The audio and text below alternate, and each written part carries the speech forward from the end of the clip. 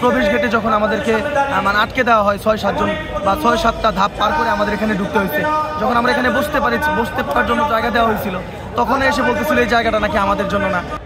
এনসিপির এই আত্মপ্রকাশের পর আজকে এই যুব উইংয়ের আত্মপ্রকাশের যে ঘোষণাটা আসে, আমাদেরকে ইনভাইট করার পর আমরা যখন আসলে পিজি হসপিটাল থেকে আসার জন্য আসলে আগ্রহী হয়ে আমরা যখন দুপুরবেলা আসার পরে এখানে একটা বাধার সম্মুখীন হই। আসলে যে দল আমাদের রক্তের উপরে আসছে সেই দলের আজকে একটি অঙ্গ সংগঠনের আত্মপ্রকাশ।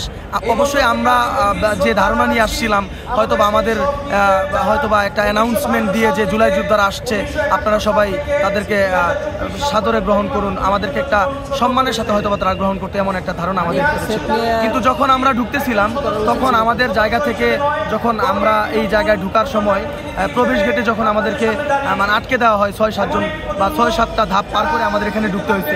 যখন আমরা এখানে বসতে পারার জন্য জায়গা দেওয়া হয়েছিল, তখন এসে বলতেছিল এই জায়গাটা নাকি আমাদের জন্য না, অতিথিদের জন্য, বা পিছনে আমাদেরকে বসতে বলতেছিল। তো আমি বলতে চাই যে যারা এখানে অতিথি তারাও কি আমাদের চাইতে ভিআইপি কিনা? আমরা নিজেদেরকে ভিআইপি বলতেছি না, কিন্তু আমরা যে আমাদের যে অর্জন, আমাদের যে ত্যাগের মহিমা আজকে এনসিপি, এনসিপির অঙ্গ সংগঠন যুব উইংয়ের আত্মপ্রকাশ, আমাদের কি আসলেও আমরা কি একটুও এই সম্মানটুকু পেতে পারি না? বা এই রাষ্ট্রের পৃষ্ঠপোষকতায় আমরা কি এইটুকু পাই না যে আমরা আমাদের একটু সম্মানের জায়গাটুকু? ধন্যবাদ আপনাকে।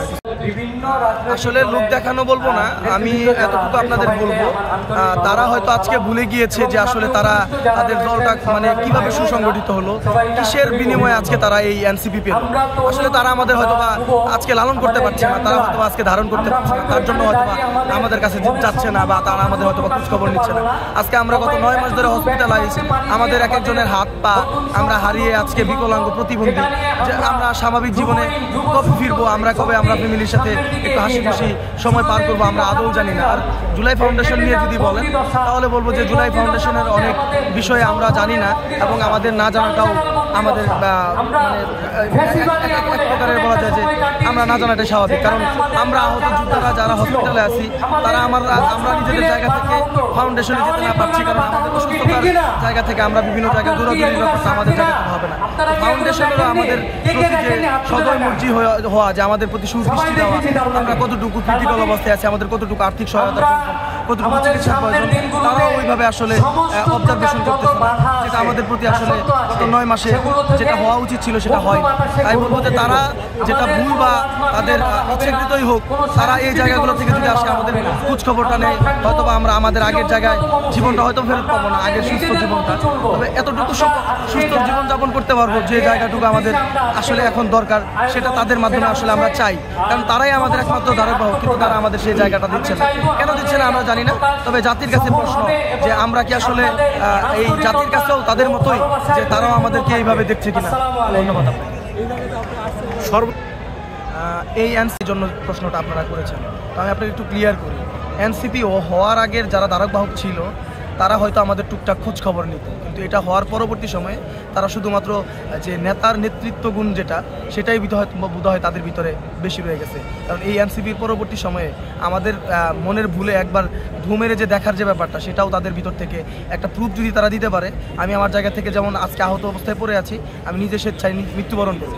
এটা এতটুকু কষ্ট নিয়ে কেন বলতেছি, কারণ তারা আজকে পর্যন্ত আমাদের কাজ পর্যন্ত তাদের মনে হয় চিঠি দিয়েও মনে হয় তাদেরকে পাবো না, এমন একটা বিষয়। আর আজকে এখানে যখন আমরা আসছি, আমাদের কতটুকু অবমূল্যায়ন আর কতটুকু আসলে অমানবিক একটা আচরণ ভিতরে ঢোকার সময়ে আমরা মানে মিডিয়ার মানে করতে চেয়েছিলাম, দিকে ঘুরিয়ে দেয়।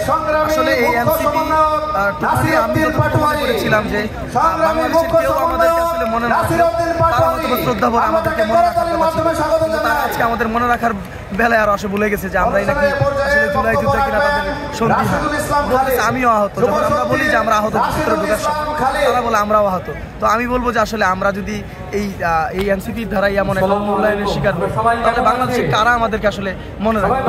আমি একটা জিনিসই বলতে চাই, যারা আসলে আমাদের রক্তের উপরের জন্য আজকে একটা এনসিপি গঠন হলো, তারাই আমাদেরকে আসলে স্মরণ করে আমাদেরকে খোঁজখবর রাখতে পারলো না, তাহলে আমরা আসলে কাদের কাছে যাবো? আমরা কি আসলে রাষ্ট্রের কাছে একটা টিস্যু হিসেবে ব্যবহার হয়ে গেছি, যে একটা সময় আমরা ব্যবহার উপযোগী ছিলাম, এখন ব্যবহার করা যাবে না, সেটা ফেলে দিলাম। ধন্যবাদ।